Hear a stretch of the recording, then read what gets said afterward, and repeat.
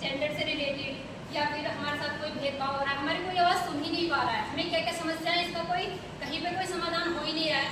तो इसके लिए क्या किया है, एक मंच तैयार किया गया है हमारे एनआरएल के। तो उसमें क्या होता है, अब देखिए जैसे कि पीछे आपने पिछले सत्र में बताया था दीदी ने कि हमारे क्या होता है, समूह होते हैं। जैसे आप सभी लोग समूह से जुड़े हुए हैं, तो समूह से क्या होता है, एक दीदी को चुना जाता है, किसके लिए, जीपीपी के लिए। जीपीपी तो समझते हैं ना, पिछले सत्र में बताया था दीदी ने आपको, जी बताया था। बताइए दीदी क्या होता है, जीपीपी का नाम ही बता दीजिए क्या होता है। Gender point person.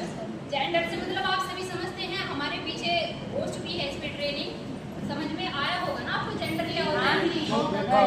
देखिए जो भी भेदभाव हो रहा है, जो भी समस्याएं हैं जेंडर आधारित, यानी कि जो सामाजिक सोच है हमारी, उसके संबंधित जो मुद्दे हैं, यानी कि तो उन पर क्या है, उनको समाधान करने के लिए हमने एक मंच बनाया, जिसके लिए एक दीदी चुनी गई, जेंडर पॉइंट पर्सन यानी जीपीपी दीदी।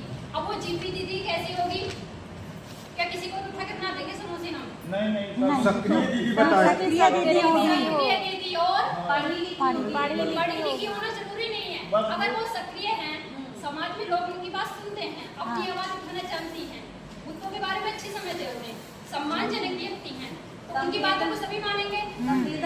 संवेदनशील है, यानी कि मुद्दों को गहराई से समझती है, जो भी समाज में है, जो भी समूह की महिलाओं से या कमजोर वर्ग से जुड़े हुए मुद्दे हैं, उनके बारे में बेहतर समझ रखती। तो उन दीदी को हम चुन लेंगे कहाँ से, समूह से।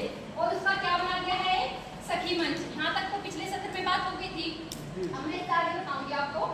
सखी मंच को यहाँ से चुनी जाती है, ग्राम संगठन तो आप सभी जानते हैं, बीओ। वहाँ पर एक समिति होती है, सामाजिक कार्य समिति, यानी कि सेक्स समिति, सोशल एक्शन कमेटी। अब उसमें क्या होता है, सभी लोग जानते हैं, उसमें 3 दीदी होती हैं पहले से ही। तो हमारी समिति में 3 दीदी होंगी, उसी के साथ 2 दीदियों को और जोड़ दिया जाएगा। किनको, जीपीपी दीदी को, जिसके बारे में हमने अभी बात करी थी। 2 दीदियों को जोड़ दिया जाएगा और उनकी यहाँ पे क्या बना दी जाएगी, एक समिति बना दी जाएगी, जो उनके साथ मिलकर काम करेंगी। किनके साथ, जीपीपी दीदी के साथ। अब दीदी है करेंगी क्या, यहाँ पर ये क्या करेंगी कि जो भी मुद्दे हैं, जैसे कि हक और अधिकार से संबंधित मुद्दे, जैसे हमें जो भी अधिकार मिले हैं, क्या वो उनके लिए हमें सुविधाएं मिल रही हैं, स्वच्छ पेयजल हो गया, भोजन की व्यवस्था, आवास की व्यवस्था, तो ये सभी चीजें हमें मिल रही हैं, नहीं मिल रही हैं, कुछ मिल रही है, कुछ नहीं भी मिल रही है। ज्यादातर तो आंकड़ा यही है ना कि नहीं मिल रही हैं। तो उसके लिए उनसे संबंधित हम एक जेंडर प्लान बनाएंगे। क्या बनाएंगे दीदी, जेंडर प्लान बनाएंगे, यानी उसके कार्य प्रणाली बनाएंगे, ताकि उस पर आगे एक्शन लिया जा सके। तो ये किस किस की मदद से